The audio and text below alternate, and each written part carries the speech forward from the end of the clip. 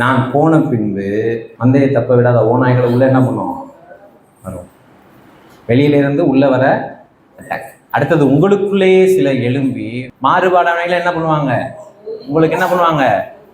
போதிப்பான். இயேசு கிறிஸ்து போதிச்சது மேல போதிக்கும் பொழுது நீங்க புதிய ஏற்பாடுல அந்த வசனத்தை நீங்க வாசிக்கலாம்.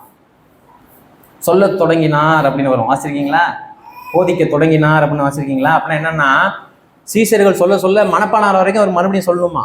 இது யூத கற்பித்தல் முறை. அப்படி சொல்ல சொல்ல சொல்ல உள்ள இறங்கிடும். கவனிங்க, வெளிப்படுத்தின விசேஷத்தையும் 1 யோவான் 2 யோவான் 3 யோவான்லாம் எழுதும் பொழுது யோவானுக்கு வயசு 80க்கு மேல. என்னுடைய இயல்பா ஒரு கேள்வி ஒரு மாணவனா எனக்கு வந்துச்சு. யோவான் சுவிசேஷ புஸ்தகத்தை எழுதும் பொழுது இயேசு கிறிஸ்து சாகும் பொழுது 17லேருந்து 20 வயசு யோவானுக்கு. அவர் இந்த புத்தகத்தை எழுதும் பொழுது ஏறத்தாழ நீங்க சொன்ன மாதிரி 60 வயசு டிஃப்ரென்ஸ். 60 வயசுல இவர் இயேசு கிறிஸ்து சொன்ன போதனைய அந்த நடந்த இடத்தை திட்டவட்டமாக எழுத முடியுமா அப்படிங்கிற ஒரு கேள்வி வந்ததுன்னு அதை ஆய்வு பண்ண தொடங்கினேன். அப்புறம் தான் நான் கண்டுபிடிச்சேன், யூத போதகர்கள் தங்களுடைய சீஷர்களுக்கு எப்படி கற்பிப்பாங்கன்னா, சொன்னதை சொல்லிக்கிட்டே இருப்பாங்க. அவங்க தாங்க சொன்னதை அப்படியே மறுபடியும் சொல்லணும், வாங்கி சொல்லணும். அவங்களுக்கு மனசுல உள்ள நல்லா இறங்கிருச்சு, மனப்பாடம் ஆயிடுச்சுன்னா தான் நிறுத்துவாங்க. சொல்ல புரியுதா? அப்படி பண்ணா எத்தனை பேர் வருவீங்க அடுத்த வாரம்? கவனிங்க, எதுக்கு சொல்ல வரேன்னா, வாசிச்சுட்டு அடுத்த வாரம் கேட்டு மறந்து போனீங்கன்னாலும் ஓகே, இப்பயே மறக்கக்கூடாதுல்ல. ஆனபடினால் நான் 3 வருஷமாய் இரவு பகலும் கண்ணீரோட இடைவிடாமல் அனைவருக்கும் புத்தி சொல்லி கொண்டு வந்ததை நினைத்து என்ன பண்ணுங்க? விழித்திருங்கள். இப்பொழுதும் சகோதரரே, நீங்கள் பக்தி விருத்தி அடையவும் பரிசுத்தமாக்கப்பட்ட அனைவருக்குள்ளும் உங்களுக்கு சுதந்திரத்தை கொடுக்கும் வல்லவராயிருக்கிற தேவனுக்கும் அவருடைய கிருபையுள்ள வசனத்திற்கும் உங்களை என்ன பண்றேன்? வசனத்திற்கு ஒப்பு கொடுக்கறதுனா என்னங்கிறதுனா இப்ப என்ன பண்ணேன் சொன்னேன். ஆள் பக்கத்துல இருக்க வேண்டியது அவசியம் இல்லை. ஏதாவது ஒரு சந்தர்ப்பத்துல எது கிராஸ் ஆகும்? உங்களுக்கு வசனத்தை போதித்தவர்களுடைய ஆவி என்ன ஆகும்? கிராஸ் ஆகும். ஒரு வசன கிராஸ் ஆகும், அங்க காலை தூக்கி பின்னாடி வச்சிடணும். எத்தனை பேருக்கு விளங்குது? பரிசுத்தாவியானவர் கீழ்ப்படிய வேண்டியது ரொம்ப அவசியம். ஒரு மனிதனுக்கு கீழே வரணும். நீங்க பரிசுத்த ஆவியானவரால் வழி நடத்தப்படுகிற ஒரு மனிதனுக்கு கீழே என்ன பண்ணணும்? வரணும். நீங்க வளரணும் அப்படின்னா அந்த மனிதனுக்கு கீழே வரணும். அது வரைக்கும் அது சாத்தியமே இல்லை. பழைய ஏற்பாட்டில் வாக்குத்தத்தம் இதெல்லாம் கிடையாது, வாக்குத்தத்தம் மட்டும் கிடையாது. இதுல நிறைய கேள்விகளுக்கு பதில் சொல்லிட்டே வருவேன். உதாரணமாக ஒரு கேள்வி சொல்றேன், என்னை நோக்கி வைக்கப்பட்ட பல கேள்வி, அதுல இது ஒண்ணு. நீங்க சத்தியத்தை மட்டும் சொல்லுங்க பிரதர், மனம் திரும்பவும் சொல்லுங்க, சுவிசேஷத்தை சொல்லுங்க, வேதத்தை போதிங்க, அவங்க கள்ள ஊழியர் இவங்க கள்ள ஊழியர் அப்படி சொல்லாதீங்க. அவங்க பாவம்னு சொல்ல முடியாது. அவங்களுக்கான பதில் எசேக்கியேல் 13 எல்லாம் எடுத்துட்டீங்களா? கர்த்தருடைய வார்த்தை எனக்கு உண்டாகி, அவர் மனுபுத்திரனே, தீர்க்க தரிசனம் சொல்லுகிற இஸ்ரவேலின் தீர்க்க தரிசிகளுக்கு விரோதமாக நீ தீர்க்க தரிசனம் உரைத்து. புரியுதா? யார் சொல்றா? யாரை பார்த்து சொல்றா? எசேக்கியேலை பார்த்து ஆண்டவர் சொல்றாரு, யாரெல்லாம் இஸ்ரவேலுக்கு தீர்க்க தரிசிகள். என்ன கர்த்தருடைய தீர்க்க தரிசி இல்லை, யாருடைய தீர்க்க தரிசி? இன்னைக்கு ஜனங்கள் யார பாஸ்டர் இருக்கிறாங்களோ அவங்கெல்லாம் யாருக்கு பாஸ்டர் கிடையாது? கர்த்தருக்கு பாஸ்டர் கிடையாது. புரியுதுங்களா? 3000 பேர் 4000 பேர் சொல்லலாம் பாஸ்டரையான்னு, ஆனா கர்த்தருக்கு யாரு கிடையாது. அவன் சொல்றாரு பாருங்க, இஸ்ரவேலின் தீர்க்க தரிசிகளுக்கு பன்மையா ஒருமையா? பன்மை. Very good, plural. இஸ்ரவேலின் தீர்க்க தரிசிகளுக்கு விரோதமாக நீ ஒருமையா பன்மையா? ஒருமை. அப்படின்னா என்ன அர்த்தம்? எசேக்கியேலின் காலத்துல எசேக்கியேல் ஒரு ஆள் தான் யாருடைய தீர்க்கதரிசி? எத்தனை பேருக்கு புரியுது? இஸ்ரவேலின் தீர்க்கதரிசிகளுக்கு விரோதமாக நீ. சரி சொல்லுவோம், இஸ்ரவேலின் தீர்க்கதரிசிகளுக்கு விரோதமாக நீ. தீர்க்கதரிசிகள் நீ, தீர்க்கதரிசிகள் நீ. ரைட். இஸ்ரவேலின் தீர்க்கதரிசிகளுக்கு எப்படி பேசு? விரோதமா என்ன பண்ணு? பேசு. சொன்னது யாரு? முதல் வசனம், கர்த்தருடைய வார்த்தை எனக்கு. கர்த்தர் தான் சொல்றாரு, இஸ்ரவேலுக்கு போலியாக கள்ள தீர்க்க தரிசனம் சொல்லுகிற தீர்க்க தரிசிகளுக்கு விரோதமாக என்ன பண்ணு? பேசு. இப்ப எசேக்கியேல் யாருடைய வார்த்தையை கொண்டு யாருடைய ஆவினால பேசுறாரு? புரியுதுங்களா? கள்ள தீர்க்கதரிசிக்கு விரோதமா பேசுறவங்க எந்த ஆவியில பேசுறாங்க? கர்த்தருடைய ஆவியில பேசுறாங்க. நீங்க வசனத்தை மட்டும் சொல்லுங்க, அங்க தப்பு இங்க தப்புன்னு என்ன பண்ணாதீங்க, சொல்லாதீங்க. வசனத்தை தாங்க சொல்ல. அவனுக்கு பாவம் தெரியாது, பாவம் சொல்ல முடியாது. பைபிள் வாசிக்கிறதில்ல, ஐயா சொல்றதுதான் எல்லாம். மேல போவோமா? மனுபுத்திரனே, தீர்க்க தரிசனம் சொல்லுகிற இஸ்ரவேலின் தீர்க்க தரிசனத்துக்கு விரோதமாக நீ தீர்க்க தரிசனம் கொடுத்து தங்கள் இருதயத்தில் இருக்கிறதையே எடுத்து தீர்க்க தரிசனம் சொல்லுகிறவர்களோட நீ சொல்ல வேண்டியது என்னவென்றால், கர்த்தருடைய வார்த்தை என்ன பண்ணுங்க, கேளுங்கள். எங்க இருந்து எடுத்து பேசுறாங்க? தங்களுடைய இருதயத்திலிருந்து எடுத்து. கர்த்தராகிய ஆண்டவர் உரைக்கிறதாவது, தாங்கள் ஒன்றும் தரிசியாதிருந்தும் தங்களுடைய ஆவியின் ஏவுதலை பின்பற்றுகிற மதிக்கெட்ட தீர்க்கதரிசிகளுக்கு, அவன் கர்த்தருடைய வார்த்தை இல்ல, தங்களுடைய ஆவியின் ஏவுதலை என்ன பண்றாங்களாம், பின்பற்றுறாங்க. இது என்ன அப்படின்னா என்ன அர்த்தம்? 1ஆம் தேதி அதுவுமா ஜனங்களுக்கு நல்ல வார்த்தைகளை பிரசங்கம் பண்ணணும். இது யாருடைய ஆவியின் ஏவுதல்? ஏமா நான் எப்போ போய் சேருவேன்னு தெரியாதுமா அப்படின்னு 1ஆம் தேதி சொன்னா எங்க அம்மா என்ன சொல்லுவாங்க? 1ஆம் தேதி எதுமா, ஏன் இப்படி? அப்ப 1ஆம் தேதி எதுமா என்ன கேட்கணும்? நல்லதா கேட்கணும். ஜனங்களுடைய எக்ஸ்பெக்டேஷன் அதுதான். இப்ப அதுல இருந்து எடுத்து பேசுறாங்கன்னா யாருடைய ஆவியின் ஏவுதல்? அவனுடைய ஆவியின். 1ஆம் தேதியோ 2ஆம் தேதியோ பைபிள்ல என்ன இருக்கோ அதான் எடுத்து பேசணும். 1ஆம் தேதி சாப்பிட்றோமா இல்லையா? 1ஆம் தேதி ஸ்பெஷலா சாப்பிட்றோம்ல. அப்ப ஆண்டோடைய வார்த்தை 1ஆம் தேதி என்ன அன்றாட இதை தவிர்க்க முடியாது. இஸ்ரவேலிலே உன் தீர்க்கதரிசிகள் வனாந்திரத்தில் உள்ள நரிகளுக்கு ஒப்பாய் இருக்கிறார்கள். ஆண்டவர் என்ன சொல்றாரு? ஓநாய்ங்கிறாரு. இங்க என்ன சொல்றாரு? நரிகளுக்கு ஒப்பாய் இருக்கிறார்கள். நீங்கள் கர்த்தருடைய நாளிலே யுத்தத்திற்கு நிலை நிற்கும்படிக்கு திறப்புகளில் ஏறினதும் இல்லை, இஸ்ரவேல் வம்சத்தாருக்காக சுவரை அடைத்ததும் யார சொல்றாரு? தீர்க்கதரிசியில பார்த்து சொல்றாரு. கர்த்தர் தங்களை அனுப்பாதிருந்தும் கர்த்தர் உரைத்தார் என்று சொல்லி, அந்த சொல்லிங்கிற வார்த்தை கொடுங்க, கர்த்தர் உரைத்தார் என்று சொல்லி அவர்களுக்கு அபத்தத்தையும் பொய்க்குறியையும் தரிசித்து காரியத்தை நிர்வாகம் பண்ணலாம் என்று நம்பி இருக்கிறார்கள். அதாவது காரியத்தை நிர்வாகம் பண்ணலாம்னா தொடர்ந்து எதையாவது ஒன்று அடிச்சு விட்டுக்கிட்டே இருந்து என்ன பண்ணிடலாம், அவங்கள என்ன பண்ணிடலாம், மேனேஜ் பண்ணிடலாம். இந்த வாரம் அண்ணாலே ஏன் அழுகிறாய் செய்தி தலைப்பு நல்லா இருக்கா? அண்ணாலே. அடுத்த நாள் சாராலே ஏன் அழுகிறாய் நல்லா இருக்கா? நல்லா இருக்கா இல்லையா? வசனம் இருக்கு. 3வது மரியாலே ஏன் அழுகிறாய் நல்லா இருக்கா இல்லையா? நான் சொன்னது கற்பனை இல்லை, கன்வென்ஷன் மெசேஜ். அவங்க என்ன நினைக்கிறாங்க, இப்படியே அபத்தமா பேசியே ஜனங்களை நிர்வகிக்கலாம் என்று என்ன பண்றாங்க, நிர்வகிக்கலாம் என்று என்ன பண்றாங்க, நம்புறாங்க. கேளுங்க, பிரச்சனைகள் ஒரு பக்கம் இருக்கு, பிரச்சனைகள் கொண்டு வருகிற விளைவுகளும் அதிர்வுகளும் இருக்கு. இப்போ கிட்னியில் எனக்கு பிரச்சனை, சர்ஜரின்னு வச்சுக்கிட்டாங்க, கிட்னியில் தான் பிரச்சனை. ஆனால் ஐயோ செத்து போயிடுவோன்னு பயப்படுறேன். இப்போ பாஸ்ட் கிட்னியை சரி பண்ண முடியாது, ஆனால் என்ன சரி பண்ணலாம், மரண பயத்தை என்ன பண்ணலாம், நீக்கலாம். நான் சொல்ல புரியுதா? பிரச்சனையை வச்சுக்கிட்டு அதிர்வை என்ன பண்ணலாம், டீல் பண்ணிக்கிட்டே இருக்கலாம். ஒருத்தர் பொருளாதார பிரச்சனையிலேயே இருக்கிறாரு, அவருடைய பிரச்சனை என்ன, சரி நம்ம என்னடா நம்மளுக்கு நிலை மாறும், ஒரு நல்ல காலத்தை எதிர்நோக்கி இருப்பார், அவருக்கு நம்பிக்கை கொடுத்துக்கிட்டே இருக்கலாம். ரைட்டா? இதுக்குதான் கவனிங்க, இதுதான் நிர்வகிக்கிறது ஜனங்களை. வாழ்க்கையில ஒரு போராட்டத்தை இவங்க சந்திக்க முடியாது. அதை தான் இங்க சொல்றாரு. யாரு? இந்த தீர்க்கதரிசிகள். நான் உரைக்காதிருந்தும் நீங்கள் கர்த்தர் உரைத்தார் என்று சொல்லும் போது அபத்தமான தரிசனையை தரிசித்து பொய்க்குறியை சொல்லுகிறீர்கள் அல்லவா? நான் உரைக்காதிருந்தும் நீங்கள் கர்த்தர் உரைத்தார் என்று சொல்லும் போது, ஆகையால் கர்த்தராகிய ஆண்டவர் உரைக்கிறது என்னவென்றால், நீங்கள் அபத்தமானதை சொல்லி பொய்யானதை தரிசிக்கிறபடியால் இதோ நான் உங்களுக்கு விரோதமானவர் என்று கர்த்தராகிய ஆண்டவர் சொல்லுகிறார். அபத்தமானதை தரிசித்து பொய்க்குறியை சொல்லுகிற தீர்க்கதரிசிகளுக்கு என் கை விரோதமாயிருக்கும், அவர்கள் என் ஜனத்தின் சங்கத்தில் இருப்பதில்லை. அவர்கள் என் ஜனத்தின் சங்கத்தில் இருப்பது இல்லையே? இருக்கிறாங்களே, சபைகள்ல அவங்க தானே இருக்கிறாங்க. அப்ப இந்த வசனம் பொய்யா? நான் சொல்றேன், அப்படின்னா இந்த வசனம் உண்மைன்னா அப்ப சங்கம், சபைங்கிறது சபை இல்லை, அது வேற ஒரு கூட்டம். இந்த வசனம் உண்மைன்னா சபைக்கு முன்னாடி யார் நிற்க முடியாது, கள்ள தீர்க்கதரிசி நிற்க முடியாது.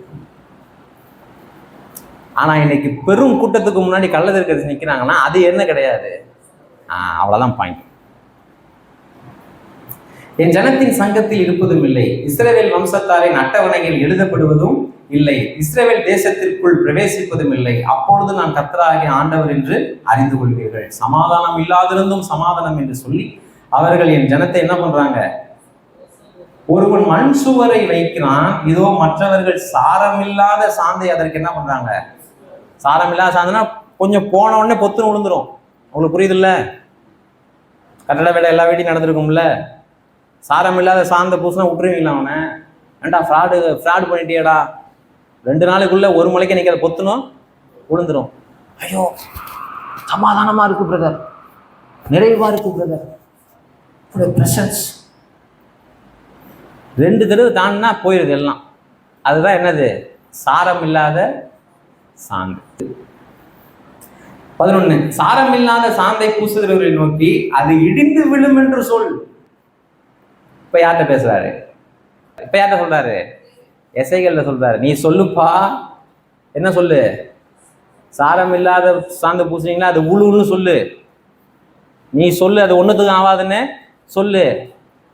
யாராவது நீங்க இப்படி சத்தியத்தை மட்டும் சொல்லாம ஐயா இப்படி எல்லாம் சொல்றேன்னு கேட்டா கர்த்தருடைய கை அவங்களுக்கு விரோதமா இருக்குன்னு நான் தான் விரோதமா பேசுறேன்னு சொல்லுங்க. கவனிங்க, அசத்தியத்திற்கும் கள்ள தீர்க்கதரிசிகளுக்கும் விரோதமாய் பேசுவதும் சேர்ந்துதாங்க சத்தியம். கவனிங்க, இதோ சுவர் விழும் பொழுது நீங்கள் பூசின பூச்சி எங்கே என்று சொல்லுவார்கள் அல்லவா?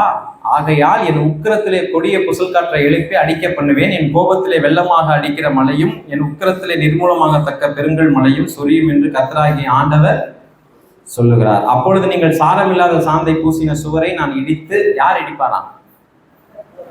சொல்லுங்க. அதை இடிஞ்சு விழும் நீ சொல்லு, ஆனா யாரு விடிப்பேன் சொல்லு. போலி தீர்க்கதரிசிகளால் கட்டமைக்கப்பட்ட ஆன்மீகம் ஒன்றுத்திற்கு உதவாது அப்படி நீ சொல்லு, நான் என்ன பண்ணுவேன்? அதை இடிப்பேன். கவனிங்க, தீர்க்கதரிசிகள் நீ ஒரே ஆள் தான். இடித்து அதை அஸ்திபாரம் திறந்து கிடக்கும்படி அதை தரையிலே விழ பண்ணுவேன், உள்ளே இருக்கிற நீங்கள் நிர்மூலமாகும்படி அதை விடும். அப்பொழுது நான் கர்த்தர் என்று என்ன பண்ணுவீங்க? இதெல்லாம் எதுக்கு செய்யறாருன்னா, அப்பயாவது உண்மையான தேவனை என்ன பண்ணுவீங்க? நீங்க யாரையும் அழிக்கணுங்கிறது அவருடைய எண்ணம் இல்லை. என்னைக்காவது ஒரு நாள் கேட்டுக்கோங்க, உன் துக்க நாட்கள் இன்றையோடு முடிஞ்சு போகும் அப்படின்னு சொல்றாங்களேங்க. உலகத்தில் உள்ள வரைக்கும் உங்களுக்கு போராட்டம் உண்டு, திடன் கொள்ளுங்கள், நான் உலகத்தை ஜெயித்தேன் ஏசுறேன். என்னைக்காவது அதை கேள்வி கேட்டுருக்கோமாங்க?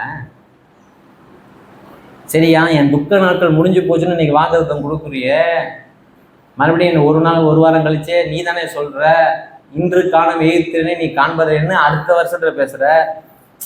இன்று காணும் எகிப்தியனை நீ தான் சொல்ற துக்க நாட்கள் முடிஞ்சு போறன்னு. அதே நீங்க மறந்துருப்பீங்க, நான் மறக்க முடியாது. இதே தானே 4 வருஷத்துக்கு முன்னாடி விட்டாங்க. சரி ரைட்டு, ஏமாத்திர மறந்துடுவான், அவங்களுக்கு தெரியுமா?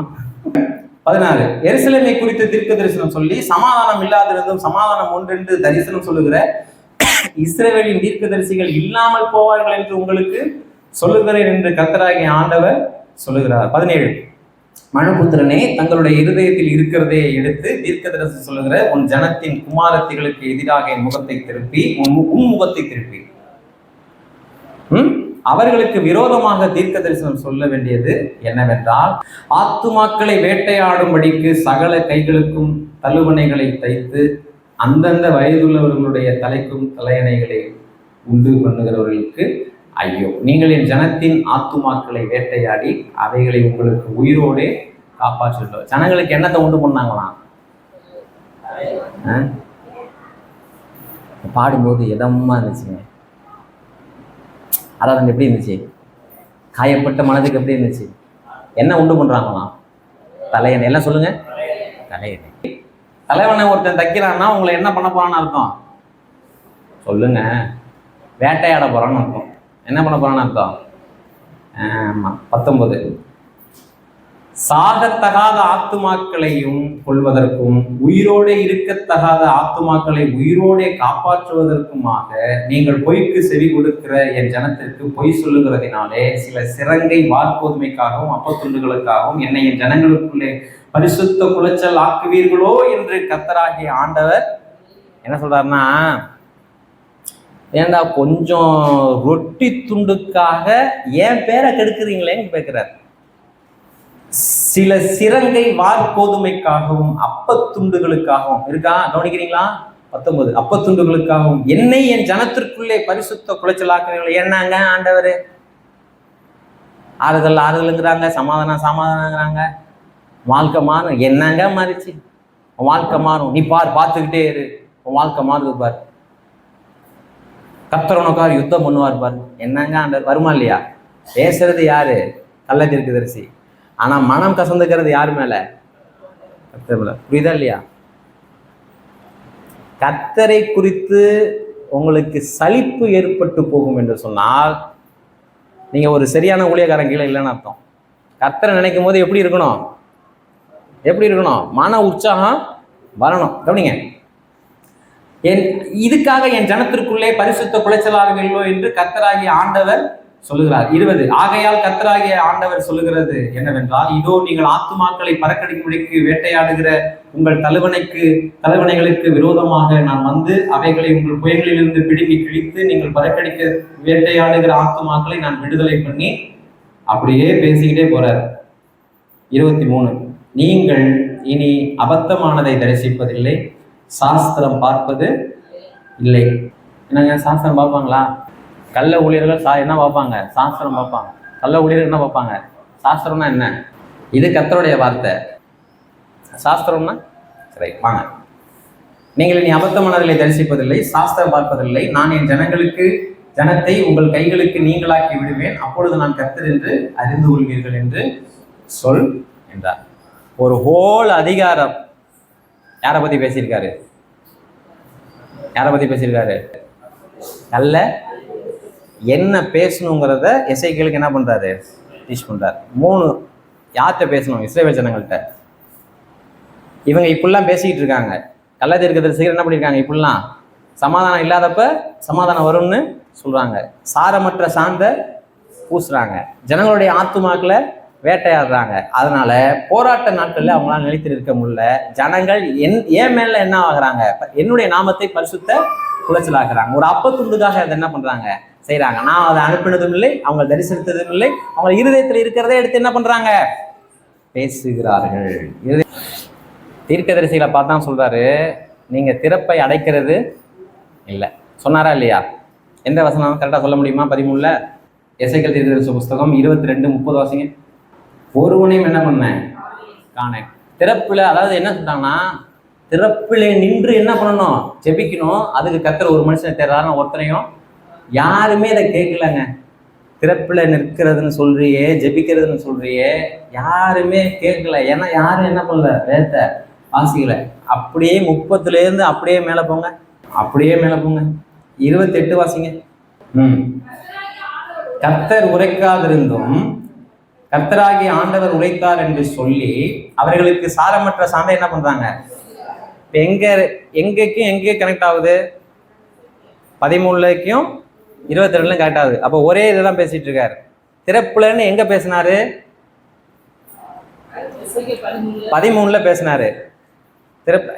திறப்புலன்னு என்ன சொன்னாரு? நீ கரெக்டா தீர்க்க தரிசனம் சொல்லல, ஜனங்களை கரெக்டா என் வார்த்தைய சொல்லல. அதை தான் இங்கேயும் சொல்றாரு. சொல்லிட்டு தான் சொல்றாரு, அதில் தீர்க்கதரிசிகள் அபத்தமானதை தரிசித்து பொய் சாஸ்திரத்தை அவர்களுக்கு சொல்லி கர்த்தர் உரைக்காதிருந்தும் கர்த்தராகிய ஆண்டவர் உரைத்தார் என்று சொல்லி அவர்களுக்கு சாரமற்ற சாந்தை என்ன பண்றாங்க? சப்ஜெக்ட் மாறவே இல்லை. தேசத்தின் ஜனங்கள் இடுக்கல் செய்து கொள்ளையடித்து சிறுமையும் எளிமையுமானவனை ஒடுக்கி அந்நியனை அநியாயமா என்ன பண்றாங்க?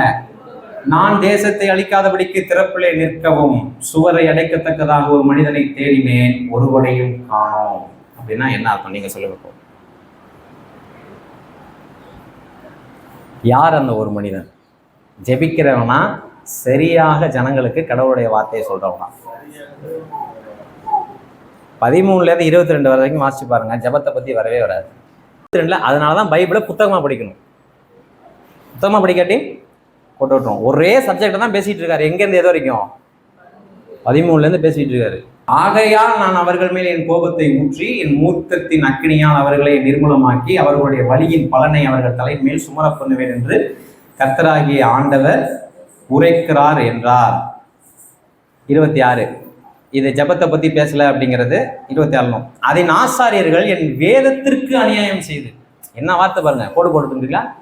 ஜனங்களுக்கு அநியாயம் செய்யறதுக்கு முன்னாடி ஒருத்தர் எதுக்கு அநியாயம் செஞ்சிருக்கணும்?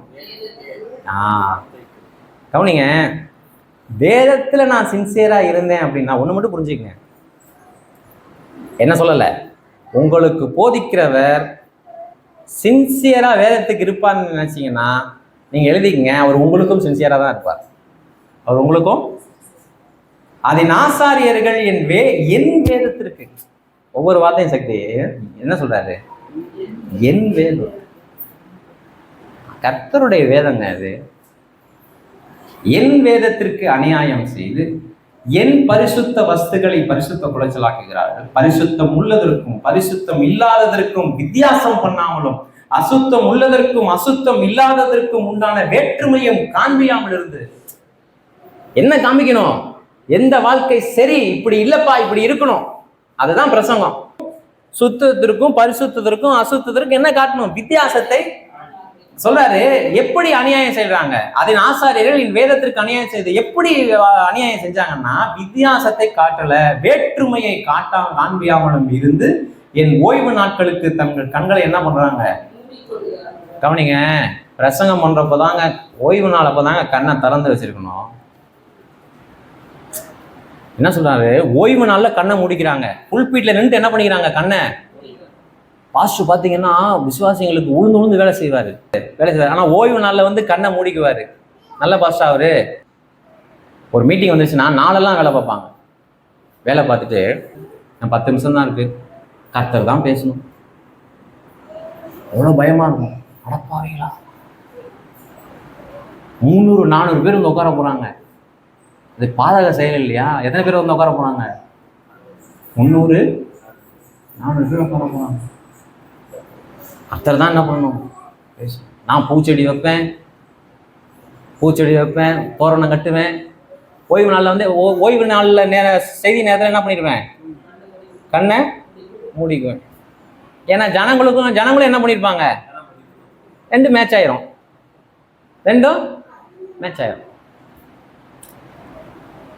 என் ஓய்வு நாட்களுக்கு தங்கள் கண்களை மூடிக்கொள்கிறார்கள், அவர்கள் நடுவிலே நான் கனவீனம் பண்ணப்படுகிறேன். இருக்கா? கவனிங்க, எங்கே இதோ இந்த கன்க்ளூஷனோட முடிக்கிறேன். இந்த இடத்துக்கு வரணும் தான் இருந்தேன். தேவன் எங்கே கனம் பண்ணப்படுகிறார்? ஒரு ஆராதனை நேரத்துல, ஆராதனைங்கிறதே தப்பா புரிஞ்சு, இந்த 1.5 மணி நேரத்துல தேவன் எங்கே கனம் பண்ணப்படுகிறார்? அசுத்தத்திற்கும் பரிசுத்தத்திற்கும் வித்தியாசத்தை காண்பித்து என் கண்களை அகலமாய் திறந்து கொண்டு சத்தியத்திற்கு அநியாயம் செய்யாமல் நான் பேசிட்டேன்னா இங்க கர்த்தர் கனம் பண்ணப்படுகிறார். எத்தனை பேருக்கு புரியுது? No keyboard, no music, no song. கர்த்தர் என்ன பண்றாரு? கனம் பண்ணப்படுகிறார். பைபிள் க்ளோஸ் பண்ணுங்க. வேதத்தை ஆராய்ச்சி படிக்கணும். நான் சொன்னாலும் அப்படி எடுத்துக்கூடாது. திறப்பிலே அப்படின்னா உங்களுக்கு டக்குன்னு என்ன ஞாபகம் வரணும்? திறப்பிலே அப்படின்னா ஒரு வெடிப்பை பார்த்தன ஞாபகம் வரணும். இந்த மாதிரி என் வாழ்க்கை இருக்கும் என்று சொன்னால் இதை கர்த்தருடைய வார்த்தையை கொண்டு சாரமுள்ள சாந்தை பூசணும். அப்பதான் அதை நிற்கும். சாரமுள்ள சாந்த, அந்த சாரமுள்ள சாந்துங்கிறது கர்த்தருடைய வார்த்தை. கர்த்தருடைய வார்த்தையை கொண்டு எவன் பரிசுத்தத்திற்கும் அசுத்தத்திற்கும் வித்தியாசத்தை காண்பிச்சு வாழ்க்கையை கட்டுகிறானோ அவன் தான் கர்த்தருடைய ஊழியக்காரன். அவன் தான் திறப்பிலே நிற்கிறவன். அவன் தான் யாரு? திறப்பிலே தேவனுடைய கோபத்திற்கு ஜனங்கள் ஆளாகாதபடிக்கு காப்பாற்றுகிறவன் தான் யாரு? திறப்புல நிற்கிறவன். இப்ப சொல்லுங்க, உங்களுக்காக திறப்புல நிற்கிறது யார்? பைபிளை கையில தூக்குங்க. எப்பெல்லாம் இந்த வேத வார்த்தைகளை வாசித்து இதன்படி என் வாழ்க்கையை அமைச்சுக்கும்னு நினைக்கிறீங்களோ அப்பெல்லாம் இந்த வேதம் உங்கள் வாழ்க்கைக்காக திறப்பிலே நிற்கிறது. எத்தனை பேருக்கு புரியுது? இன்னொன்று சொல்லவா? நீங்கள் ஏற்றுக்கிட்டீங்கன்னா சக்ஸஸ் இதில் தான் இருக்குது. இதை ரகசியம்னு வச்சுங்க. உங்களுக்காக திறப்பிலே நிற்க போகிறது நீங்கள் தான். புரியுதா? நீங்கள் நினைச்சீங்கன்னா இந்த வேத வசனத்தை கற்றுக்கொண்டு உன் வாழ்க்கையை எடுத்து நிறுத்த முடியும். உன்னால் கட்டிக்க முடியும். முடியுமா இல்லையா? முடியும். ஒரு போதகர் வேணும் அவசியம் இல்லைன்னு சொல்லலை. அது ரொம்ப ஆரம்பம் தான். இந்த வார்த்தைகள் உங்களுக்காக திறப்பிலே நிற்கும். இன்னும் சொல்ல போனா, இந்த வார்த்தைகளை நீங்கள் எப்பொழுதெல்லாம் நேசிக்கிறீர்களோ, எப்பொழுதெல்லாம் இந்த வார்த்தையை கனம் பண்ணுகிறீர்களோ, நீங்களே உங்கள் வாழ்க்கைக்காக என்ன பண்ணுவீங்க? திறப்புல நிற்பீங்க. ஆன் யுவர் ஓன் உங்கள் பிரச்சனைகளை நீங்கள் தீர்த்து கொள்ள முடியும். நீங்க தீர்த்து கொள்ள முடியும். ஜெபம் பண்ணுவோம், கண்களை மூடுவோம். என் வேதத்திற்கு அநியாயம் செய்தார்கள். என்ன வார்த்தை பாருங்க, அப்படிலாம் இருக்கவே கூடாதுங்க. நம்ம ஜெபம் பண்ணுங்க. எனக்கு அவன் சரி ஜெபம் பண்ணிக்கிறீங்களா? பிரசங்கிக்கிற நான் தானே. ஆண்டவரை நோக்கி பார்க்கலாம். பவுல் சொல்றா பாருங்க, 12 புத்தகங்கள் எழுதி சொல்றாரு, பிரசங்கிக்கிற நான் தானே ஆகாதவனாய் போகாதபடி என் சரீரத்தை ஒடுக்கி கீழ்ப்படுத்தினேன். என்ன அர்த்தம்னா, கடவுளுடைய சித்தத்தை செய்வதற்கு எதிராக எழும்புகிற எல்லா மாம்சத்தையும் உலகத்தையும் ஒடுக்கி கீழ்ப்படுத்தினேன். எனக்கு அவன் ஜெபம் பண்ணுங்க. ஆண்டவர் அன்னை பாருங்க, அவ்வளோ பெரிய இஸ்ரவேல் தேசத்துல ஒருத்தனை தேர்னா, இந்த காலம் மாறவில்லை, இன்னைக்கும் ஜனங்களை ஒருத்தனை தான் தேடுறார், சில நபர்களை தான் தேடுறார். ஒருத்தனா ஒழுங்கா பேச மாட்டானா? இன்னைக்கும் தேடிட்டு தான் இருக்கார். கொஞ்சம் பேர் இருக்காங்க, ஆனா அது திரளா மாறும். ஆண்டவர் சொல்லுங்க, நான் நிற்பேன் ஆண்டவர் என்னுடைய வசனத்துக்காக. இந்த வசனம் உங்கள் கண்களை வெளிச்சத்து கொண்டு வரும் என்று சொன்னான். ஆண்டவர் சொல்லுங்க, நான் நிற்பேன் ஆண்டவர். இந்த வசனத்தை வச்சு என்னுடைய திறப்பையும் நான் கட்டிக்கொள்வேன். இன்னொரு வாழ்வில் ஏற்படுகிற திறப்பையும் இந்த வசனத்தை வைத்தே நான் கட்டுவேன். நான் நிற்கிறேன். எல்லா பிரச்சனைகளுக்கும் ஜெபம் தீர்வு அல்ல.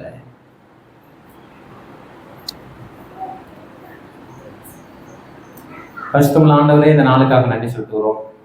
இந்த நாளிலே எங்கள் நடுவிலே நீர் கனம் பண்ணப்பட்டீர் என்று விசுவாசிக்கிறோம். தொடர்ந்து ஓய்வு நாள்தோறும் எங்களுடைய கண்களை அகலமாய் திறக்க எங்களுக்கு உதவி செய்யும். இயேசுவின் மூலம் ஜெபிக்கிறோம் பிதாவே. இந்த கர்த்தராகிய இயேசு கிறிஸ்துவின் கிருபையும் பிதாவாகிய தேவனுடைய